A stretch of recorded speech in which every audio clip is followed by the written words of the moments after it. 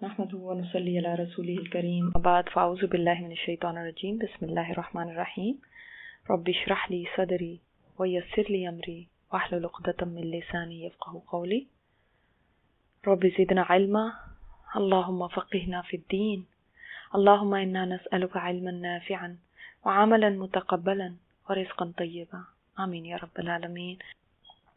قل یتوفاکم ملک الموت، کہہ دیجئے فوت کرے گا تم کو، لے جائے گا، قبضے میں لے لے گا تم کو. کون؟ ملک الموت. ملک الموت اس فرشتے کا نام ہے جو روح کو قبض کرنے پر مقرر ہوتا ہے انسان کی. تو تمہیں موت دے گا ملک الموت. اب یہ ہے کہ موت تو اللہ ہی کی طرف سے آتی ہے، لیکن اللہ تعالیٰ نے اس بھی کام کے لیے ایک فرشتے کو مقرر کر دیا جس کا یہ کام ہے، مگر فیصلہ اللہ کو ہوتا ہے. اللہ کا ارادہ ہو کسی کو موت دینے کا تو کوئی بدل نہیں سکتا، اور اللہ نے موت نہیں دینی تو پھر دیکھ لیں یونس علیہ السلام مچھلی کے پیٹ میں اتنے دن رہے تب بھی سلامت ہی نکلے، موت نہیں آئی، حالانکہ وہاں پہ ہر اسباب زندگی کے ختم ہو گئے تھے. زندگی تو تھی لیکن اسباب زندگی کے ختم ہو چکے تھے. آپ سوچیں نا، مچھلی کے پیٹ میں جب اللہ کا فیصلہ ہے کہ مجھے اس کو زندہ رکھنا، تو وہ مچھلی کے پیٹ میں بھی جو موت کا سبب ہے اس میں بھی نہیں انسان مرتا. پانی میں جانا موت کا سبب بن جاتا ہے، وہ وہاں پہ پانی میں جا کے بھی نہیں ان کو موت آئی. ہوا کا بند ہونا موت کا سبب بنتا ہے، غذا کا ختم ہو جانا موت کا سبب بنتا ہے. لیکن وہاں پہ کیا ایسی چیز تھی مچھلی کے پیٹ میں کہ سب چیز ان کو مطلب کیسے مل رہی ہے یا کیسے ان کے حالات ہیں کہ وہاں پہ وہ زندہ ہیں. جب اس نے موت نہیں دینی تو نہیں آنی بس. اللہ اکبر، ماشاء اللہ کان وما لم یشاء لم یکن. جو چاہتا ہے وہ ہوتا ہے، جو نہیں چاہے نہیں ہو سکتا. اس لیے موت سے بھاگنے کا کوئی فائدہ نہیں ہے. بعض لوگ سوچتے ہیں پتہ نہیں یہ ہو گئی مجھے بیماری تو مجھے موت آ جانی ہے. اور بیماری تھوڑی مار سکتی ہے تمہیں. وہی آگ نے ابراہیم علیہ السلام کو مارا نہیں. بعض بیماریوں کا نا نام سن کے ہی ہم سوچ لیتے ہیں بس اب نہیں میں نے بچنا، اب تو موت نہیں. جب تک اللہ نے نہیں فیصلہ کیا تب تک نہیں موت آئے گی، چاہے کتنی بڑی بیماری تمہیں لگ جائے. جب دیکھیں ابراہیم علیہ السلام کو آگ میں ڈالا گیا، حالانکہ آگ میں جانا موت ہے نا، موت کا سبب ہے آگ، لیکن وہ وہاں پہ بھی زندہ تھے. اللہ نے اپنی طاقت دکھائی نا کہ دیکھو میری قدرت ہے، میری پاور ہے، میری اتھارٹی ہے، میں چاہوں تو آگ بھی جلائے گی اور موت آئے گی، میں نہ چاہوں تو وہ بھی نہیں مار سکتی. سبحان اللہ. ساری دنیا نے دیکھا نا کہ پھر وہ کیسے زندہ تھے. تو اس لیے یہ یاد رکھیے کہ اس سے نہ بھاگنا کوئی کسی کو فائدہ دے گا، نہ موت کے لیے کوئی جلدی کرنا کسی کو فائدہ دے گا. وہ بھی اس کا فیصلہ ہے کہ وہ کب موت دیتا ہے. یہ بھی اس کی تدبیر، جس کو ہم نے ابھی کہا نا کہ وہ تدبیر کرتا ہے، یہ اس کی پلاننگ یا اس کا فیصلہ ہے. ہم تو یہاں پہ دیکھیں ایک جو ذہن میں آتی ہے نا چیز کہ پتہ نہیں ہم تو یہاں پہ آئے ہیں تو اب ہمیں کتنی لمبی زندگی ہے یا کتنے ہم بڑھاپے میں جا کے مریں گے. حالانکہ ایسا کچھ نہیں. یہاں پہ ملک الموت تم پہ مقرر ہے. یہ نہیں ہے کہ کسی کو بھی دوام ہو، ہمیشگی ہو. آپ اپنے ارد گرد جوانوں کو بھی جاتے ہوئے دیکھ رہے ہیں اور بوڑھوں کو بھی جاتے ہوئے دیکھ رہے ہیں. آپ اپنے ارد گرد بچے کو بھی جاتے ہوئے دیکھ رہے ہیں اور بڑے کو بھی جاتے ہوئے دیکھ رہے ہیں. اس میں نہ تو کوئی ایج فیکٹر ہے، نہ کوئی اسباب ہیں کہ بھئی یہ بیمار ہے تو یہ جائے گا اور یہ ہم تو بیمار ہیں ہی نہیں، ہم تو بڑے صحت مند رہتے ہیں، مجھے تو کبھی بخار بھی نہیں ہوا تو میں کیسے جاؤں گی. نہ اس چیز کا کوئی عمل دخل ہے کہ کتنی ہمت والا ہے کوئی. ان میں سے کوئی چیز بھی نہیں. انسان اپنی موت پہ بھی غور کرے نا تو اللہ کی قدرت کو پہچان جاتا ہے، سمجھ آ جاتی ہے کہ میں خود کچھ بھی نہیں ہوں. میں جتنا مرضی اس کو ٹالنے کی کوشش کروں یہ آ جاتی ہے خود بخود. تو اس نے ایک نظام رکھا ہے کہ اس نے انسان کے اوپر فرشتے کو مقرر کر دیا جو ملک الموت ہے. بعض کہتے ہیں یہ اسرائیل علیہ السلام ہے. امام قتادہ نے لکھا ہے اپنی تفسیر میں کہ اسرائیل ان کو کہا جاتا ہے، لیکن ویسے ان کا نام کہیں قرآن و حدیث میں نہیں اسرائیل بتایا گیا، ملک الموت ہی کہا گیا ہے ہر جگہ. تو جیسے دوسرے فرشتوں کا بتایا گیا ہے نا کہ بھئی جبرائیل علیہ السلام وحی کے ہیں، اسرافیل علیہ السلام سور پھونکنے کے ہیں، اس طرح سے کہیں اسرائیل علیہ السلام کا یہ نہیں ہے کہ وہ موت کے ہیں. تو اللہ تعالیٰ فرماتے ہیں ملک الموت ہے جو الذی وکل بکم، جو مقرر کیا گیا تمہارے ساتھ، ثم الی ربکم ترجعون، پھر تم اپنی رب کی طرف لوٹائے جاؤ گے. یہ ہے جو تمہاری جان قبض کرے گا. والنازعات غرقا والناشطات نشطا میں یہی آتا ہے نا. نازعات غرقا میں کیا ہے؟ جو غرق کر کے کھینچنے والے ہیں فرشتے، ان کی قسم. اور والناشطات نشطا، وہ جو گرا جیسے کھولنے والے ہیں فرشتے، ان کی قسم. یہ دونوں روح کے قبض کرنے والے فرشتے ہیں. ایک فرشتوں کی قسم کون سی ہے؟ جو غرق کر کے، جو سختی سے نکالتے ہیں. وہ کافر ہے، منافق ہے، جو ایسا انسان ہے کوئی گناہ گار، تو اس کی فرشتے اس طرح غرق کر کے نکالتے ہیں. اور جو مومن ہے، جو نیک ہے، جو پاک روح ہے، وہ ناشطات نشطا، اس کی تو ایسے قسم ہے ان فرشتوں کی جو جیسے گیرا کھلتی ہے، کتنی آسانی سے کھل جاتی ہے ایک نوٹ، اس طرح سے وہ نکالتے ہیں جان. تو ایک آسانی سے نکالنے والے، ایک سختی سے نکالنے والے، ایک ہی پھنس پھنس کے نکلے گی اور ایک ہی آسانی سے نکل جائے گی. بعض لوگ موت سے بہت ڈرتے ہیں، بہت گھبراتے ہیں، ہائے کیا ہوگا، ہائے کیا پتہ نہیں کیا ہو جانا. دیکھیں موت تو اس کے لیے رحمت ہے جو اللہ کا فرما بردار ہے، جو مومن ہے. اس کے لیے تو قید خانے سے نجات ہے، یہ تو قید خانہ ہے اس کے لیے تو نجات ہے. لیکن جو لوگ اللہ سے فرار کرتے رہتے ہیں نا، فرار بھاگتے رہتے ہیں، ساری زندگی دور بھاگتے رہتے ہیں، وہ پھر ایسے ہے موت ان کے لیے کہ جیسے قیدی کو واپس لایا جاتا ہے پکڑ کے، اریسٹ. دیکھیں نا کہ کسی کے چور کے پیچھے پولیس لگ جائے، اب وہ اس کو جس دن پکڑے گی پولیس کو، تو چور کا حال کیا ہوگا. اسی طرح وہ لوگ جو اللہ سے بھاگتے ہیں، اس کو جب موت کا فرشتہ لینے آتا ہے تو اس کی بھی حالت ایسی ہے کہ جیسے مجرم کو اریسٹ کر لیا. مجرم ہی ہے نا، اللہ کا مجرم ہے یہ. اللہ اکبر. تو پھر اس کے لیے بہت مشکل ہے موت. اور یہ واقعی انسانی زندگی کا ایک بہت بڑا آپریشن ہے. اب ہم بعض جگہ پڑھتے ہیں کہ ملک الموت کے ساتھ اور بھی فرشتے ہوتے ہیں، تو وہ مددگار فرشتے ہوتے ہیں جو روح کو لے کے حلق تک آتے ہیں، اور آخر میں پھر ملک الموت اس کو ایکسیپٹ کرتے ہیں. یعنی ملک الموت کے سامنے تو یعنی یہ پورے جو سب کی روحیں کھینچنا، سب کی روحیں نکالنا اتنا آسان ہے. اب ہم سوچتے ہیں کہ ایک موت کا فرشتہ ہے اور اتنے لوگوں کی روحیں قبض کرنا، یہ کیسے ہوتا ہوگا. تو ان کے سامنے ایسے ہی ہے کہ جیسے ایک بڑے تشت کے اندر چیزیں رکھی ہوں نا، جیسے کھلے ٹرے کے اندر آپ دیکھ لیں کہ دانے پڑے ہوں، جس کو چاہتا ہے وہ اٹھا لیتا ہے ملک الموت. یعنی سارے انسان اس کے سامنے ایسے ہیں. ایک دفعہ آپ صلی اللہ علیہ وسلم کے سامنے ایک انصاری صحابی کے دھانے پہ آپ کھڑے ہوئے تھے، سرہانے پہ کھڑے ہوئے تھے، تو ملک الموت کو دیکھا تو فرمایا میرے صحابی کے ساتھ نرمی کا معاملہ کرو.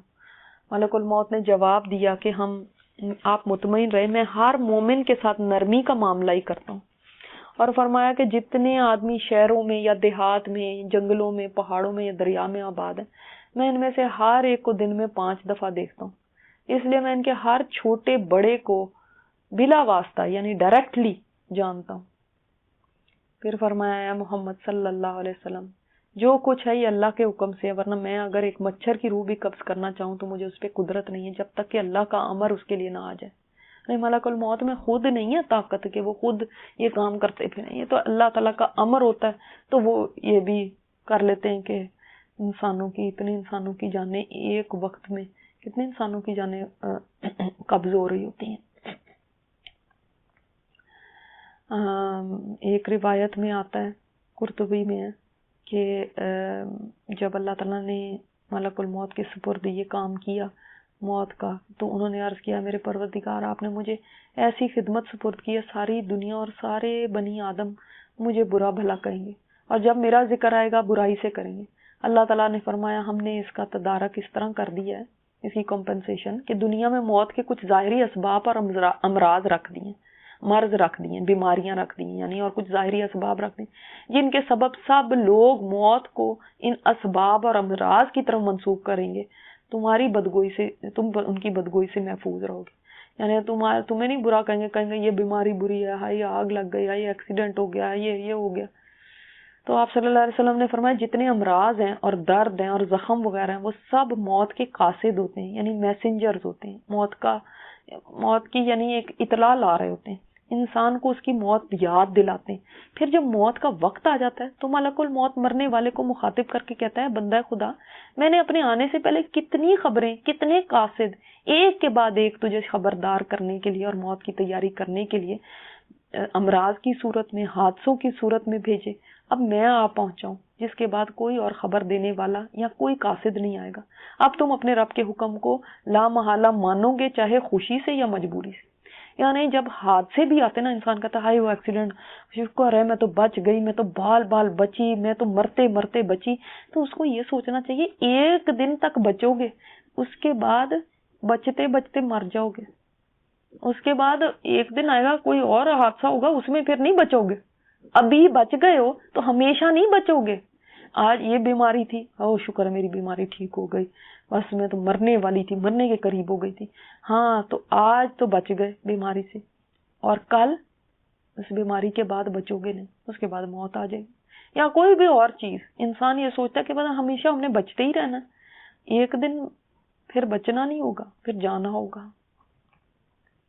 اور یاد رکھیں ملک الموت بھی کسی کی موت کا بعد پہلے سے نہیں جانتے ہوتے، جب تک کہ ان کو حکم نہ مل جائے کہ فلاں کی روح قبض کرنی ہے اس سال میں یا اس دن میں یا اس وقت میں، تو تب ان کو پتہ چلتا ہے، وہ بھی خود سے نہیں جان لیتے۔ لیکن یہ ہمیں پتہ چل گیا کہ ہر ایک کے لیے ملک الموت مقرر ہے جو ان کی روح کو قبض کرے گا ہی کرے گا۔ تو اللہ کی طرف لوٹنا ہی ہے، کوئی ہمیشہ یہاں نہیں رہنا ہے۔ یہ زندگی نا اتنا دھوکہ دیتی ہے، یہاں کے صبح شام اتنا انسان کو دھوکہ دیتے ہیں۔ انسان کے لیے تو ہمیں تو بتا دیا گیا کہ دنیا تو ایک جیسے مسافر ہے، کوئی مسافر کم کسی جگہ ٹھہرتا ہے، کوئی زیادہ ٹھہرتا ہے، پھر اپنی منزل کی طرف روانہ ہو جاتا ہے۔ اسی طرح تمہارے لیے جیسے ہوٹلوں میں لوگ آتے ہیں، کوئی 2 دن کی بکنگ کراتا ہے، کوئی 1 دن کی کراتا ہے، کوئی 10 دن رہتا ہے، مگر ہوٹل میں کوئی انسان ایسا نہیں ہے جو پرماننٹ ریزیڈنس جس کی ہوٹل ہو، اس کا پرماننٹ ایڈریس ہوٹل ہو۔ اسی طرح یہ زندگی ہے، اس کی یہ بھی ایک ہوٹل کی طرح جس میں ہم بس ہر ایک کی ڈیفرنٹ ٹائمنگ کی بکنگ ہوئی بھی، اور کچھ دیر کے لیے انسان رہے گا اور پھر آگے چل پڑے گا۔ لیکن اس کچھ دیر کی زندگی میں انسان کتنا دھوکہ کھاتا ہے، وہ اس کو یہ خوشی ہوتی ہے میں تو بڑی جوان ہوں، حالانکہ گزرنے والا ہر لمحہ تو اس کو موت کے قریب کر رہا ہے۔ جو زندگی گزرتی ہے وہ تو اور زیادہ وہ ہوتا جاتا ہے کہ میں نے بس اب یہیں رہنا ہے، اور میری یہ خواہشات اور دن اور رات ایک کر دیتا ہے، خواہشوں کے پیچھے 20 گھنٹے کام کر رہا ہے، اور انسان سوچتا ہے یہیں کی کامیابیاں اور ناکامیاں اور خوشیاں اور غم یہی سب کچھ ہے۔ اللہ اکبر، موت سے غافل رہتا ہے۔ یہ یہاں کی خواہشات نا انسان کو موت کا سوچنے ہی نہیں دیتی، خواہشات اتنی زیادہ ہیں، گھر ہیں، گاڑیاں آ جائیں، جائیدادیں بن جائیں، یہ ہو جائے وہ ہو جائے، میرا سٹینڈرڈ آف لائف اوپر، اتنا انسان کے اوپر یہ چیز حاوی رہتی ہے نا کہ اگر موت کا کہیں خیال آ بھی جائے، کسی کا مرنا دیکھ بھی لینا، تو چاہتے ہیں بس جلدی سے اس چیز سے نکل جائیں، کوئی میرے سامنے اس کا ذکر نہ کرے، کیونکہ اگر ذکر کیا تو میرا مزہ کرکرا ہو جائے گا، میرے مزے کیا رہیں گے۔ تو وہ انٹینشنلی بھی نہیں چاہتا کہ موت کا کہیں بھی ذکر آئے۔ ہاں آگے پیچھے لوگ مرتے ہیں، ان کے تعزیت بھی کرتا ہے، لیکن اتنا غرق ہوتا ہے نا دنیا کی اس گہما گہمی میں، سوچنے کی فرصت ہی نہیں ہے میرے لیے اوپر بھی موت کا فرشتہ کوئی پیغام چھوڑ گیا ہے، میرے لیے بھی کوئی چیز چھوڑ گیا ہے۔ دیکھیں نا، یہ کتنی دفعہ سوچیں کہ دن میں ہمیں یہ یاد آتا ہوگا کہ ہمیں لوٹنا ہے، میں نے جانا ہے، میں نے یہاں پہ نہیں ہمیشہ رہنا، کتنی دفعہ یہ خیال آتا ہوگا کہ موت کا فرشتہ تو انسان کے اوپر، یعنی جیسے یہ میں نے آپ کو بتایا اس میں کہ ایک دن میں 5 دفعہ دیکھتا ہوں، کئی دفعہ وہ آ کے دیکھتا ہے انسان کو، وہ واقف ہے انسانوں سے، ان کی میں نے موت آنی ہے ان کی۔ اور یہ بھی حدیث میں آتا ہے کہ پھر اگر مومن ہوتا ہے تو جنت کے کفن بھی آتے ہیں، جنت کی خوشبو بھی آتی ہے، سفید چہرے والے فرشتے آسمان سے نازل ہوتے ہیں، ایسے لگتا ہے ان کے چہرے سورج کی طرح، جیسے سورج ہوتا ہے اس طرح روشن. اور پھر اس کے بعد آ کے پاس بیٹھتے ہیں، پھر اس کو خوشخبریاں دیتے ہیں، جنت کی خوشخبری، اللہ کی مغفرت کی، اللہ کی رضا کی. اور اس کی وجہ سے اب موت کی اپنی تکلیف برحق ہے، ایسا نہیں کہ موت کی کوئی تکلیف نہیں، برحق ہے موت کی تکلیف، لیکن اس بندے کے لیے وہ تکلیف آسان ہو جاتی ہے. وجہ کیا ہے کہ جب اس کو یہ خوشخبریاں ملتی ہیں نا کہ تمہیں یہ ملے گا، یہ ملے گا، تمہارے لیے یہ ہے، تو پھر اس کے لیے وہ تکلیف کچھ بھی نہیں رہتی. اب جیسے ایک عورت کی کتنی ڈلیوری کی پین ہوتی ہے، لیکن یہ پین اس کے لیے آسان ہو جاتی ہے کیونکہ جو اس کو آگے ملنے والا یہ انعام ہے، بچہ ہے، وہ اس کے لیے اتنی خوش ہوتی ہے. اللہ اکبر. اور جس انسان کے کام خراب ہیں تو پھر وہ اس کے لیے فرشتے بھی ویسے ہی آتے ہیں، سخت موٹا ٹاٹ لے کے، اور سیاہ فام فرشتے، اور ان کی شکلیں کبھی ہوتی ہیں بہت خوفناک ہوتی ہیں. ان کی شکلیں بھی خوبصورت نہیں، ان کی تو شکلیں بھی خوبصورت ہیں، انسان دیکھ کے خوش ہو جائے، جانا چاہے. اور ان کی شکلیں دیکھ کے وہ ایک تو خود ایسے، پھر کہیں گے خبیث روح چل اللہ کی ناراضگی کی طرف، اس کے غضب کی طرف، تو پھر روح کہیں نکلنا چاہے گی بھلا؟ وہ اس کو کھینچ کے نکالتے ہیں، جیسے بھیگے ہوئے اون میں سلاخ ہوتی ہے نا گھسی ہوئی، اور اس کو کھینچا جائے تو اون بھی تار تار ہو جاتا ہے. اچھا چلے آپ نے یہ نہیں دیکھا ہوگا کبھی کنگھی پھنسی ہوئی ہو بالوں کے اندر اور بالوں میں اٹک جائے ایسے، اور اس کے بعد بال ایک ایک کر کے کھینچ کھینچ کے نکالتے ہیں، آدھے ٹوٹتے ہیں، آدھے کچھ ہوتے ہیں، کیسے بکھر جاتے ہیں. اس طرح سے وہ اس کی روح کو نکالیں گے، مار مار کے نکالیں گے، یہ بھی آتا ہے. اور اس کو جو ہی نکالتے ہیں وہ لوگ تو جنت کے کفن میں فوراً لپیٹ لیتے ہیں، جنت کی خوشبو میں لپیٹ لیتے ہیں، یہ موٹے ٹاٹ میں لپیٹتے ہیں. اور اس روح جب یہ نکلتی ہے جسم سے تو سب سے زیادہ سخت بدبو ہوتی ہے اس کی. استغفر اللہ ربی. تو دیکھیں مومن کا اور دوسرے ایک اور فاسق کا انجام بہت ڈفرینٹ ہے، اور اسی وجہ سے اسی پہ ڈیپینڈ کرتا ہے. کسی کو موت سے ڈر لگتا ہے تو پھر وہ اپنے لیے تیاری کرے تاکہ موت اس کے لیے ایک حسین ایکسپیرینس ہو جائے. جنت جب اس کی آنکھوں کے سامنے کر دی جائے گی تو پھر کتنا آسان ہو جائے گا. تو اللہ کی رضا کا پیغام جس کو مل جائے اور جو اس کے لیے ہمیشہ کوشش کرتا رہا ہے، پھر اس کے لیے کتنا آسان ہوگا. سورہ فصلت میں جو آگے سورہ حامیم سجدہ، اس میں آتے ہیں نا فرشتے موت کے بعد اس کے اوپر کیسے پیغام لے کے آتے ہیں، اللہ تخافوا ولا تحزنوا وابشروا بالجنہ. وہ کہتے ہیں نہ ڈرو، بالکل نہیں ڈرنے کی ضرورت، کوئی غم نہ کرو. کوئی خوف کس بات کا ہوتا ہے؟ آگے کا فیوچر میں میرا کیا ہوگا، ہائے کیا ہوگا پتہ نہیں کیا. نہیں کوئی ڈرنے کی ضرورت نہیں. اور غم کس کا ہوتا ہے؟ پاسٹ کا. ہائے پتہ نہیں میرے عمل، یہ میں نے کرنا تھا، یہ میرا رہ گیا، یہ میرا رہ گیا. کہتے نہیں کوئی بات نہیں، تم نے کافی کر لیا، فکر نہ کرو، پیچھے کی بھی غم کرنے کی ضرورت نہیں کہ یہ کر لیتے، اب تو جانے کا وقت آ گیا. تو ظاہر ہے انسان ہر وقت میں کبھی نہ کبھی جب بھی اس کی موت آئے یہ سوچے گا یہ کر لیتی تو اور بھی اچھا ہو جاتا، چاہے وہ کتنا ہی نیک ہو. اللہ اکبر. تو وکیلا مطلب ہے کہ مقرر ہے اس کے اوپر، یعنی اس نے یہ کام کر کے ہی رہنا ہے. اور اچھا ایک اور جگہ پہ بھی آتا ہے ایک حدیث میں کہ جب مومن تو موت کا وقت آتا تو فرشتے اس کے پاس ریشم کے کپڑے میں مشک اور پھولوں کا گلدستہ لاتے ہیں. ہاں، اور اس کی جسم سے روح اس طرح نکلتی جیسے گندے ہوئے آٹے سے بال نکل آتا ہے، ایسے سیدھا نکل آتا ہے نا، نرم ہوتا ہے اور وہ کھچتا چلا آتا ہے.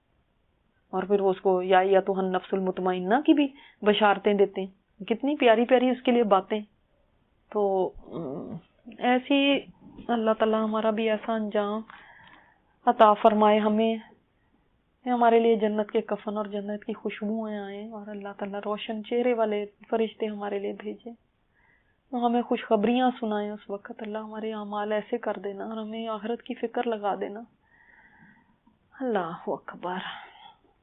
ثم الی ربکم ترجعون، پھر اپنے رب کی طرف تمہیں لوٹ کے جانا ہے. تم اللہ سے ملنا چاہو یا نہ چاہو تمہیں جانا ہے اس کی طرف. معاملہ یہاں نہیں نا ختم ہو جاتا کہ موت آ گئی تو چلو جی ختم ہو گیا معاملہ، مٹی ہو گئے، ٹھیک ہے اب جو زندگی ختم ہو گئی لیکن چلو مٹی ہو گئے. نہیں، لوٹنا ہے تمہیں، لوٹنا ہے تمہیں، اس کے آگے کھڑے ہونا ہے، اس کو فیس کرنا ہوگا. یہ سب سے مشکل بات ہے. استغفر اللہ ربی. تو انسان بھاگ کے کہاں جائے، اور یہ سوچ کے بعض لوگ نا اتنا زیادہ اس چیز کو شکی ہوتے ہیں یا اتنے وہمی ہوتے ہیں کہ ان کو یہ لگتا ہے اگر موت کا ذکر کر لیا نا پتہ نہیں آ ہی نہ جائے. وہ بھائی ملک الموت آپ کا نام بھی جانتا ہے اور ایک دن میں کئی دفعہ بھی آ کے دیکھتا ہے. پھر اس طرح کی کرنے کی، اور اللہ نے ایک وقت بھی مقرر کیا ہوا، اور جب تک وہ وقت نہیں آنا اس وقت تک موت ہی آپ کی محافظ بن جاتی ہے کہ آپ کی حفاظت ہے، آ کے ہی دینی چاہے کوئی کوشش بھی کرے. پھر اتنی بات اس چیز کو کرنا، جبکہ نبی صلی اللہ علیہ وسلم نے فرمایا عقل مند ہے وہ جو اپنی موت کو کثرت سے یاد کرتا ہے. ٹھیک ہے. سبحانک اللہم و بحمدک نشہد ان لا الہ الا انت نستغفرک و نتوب الیک. سبحان ربک رب العزۃ عما یصفون وسلام علی المرسلین والحمد للہ رب العالمین.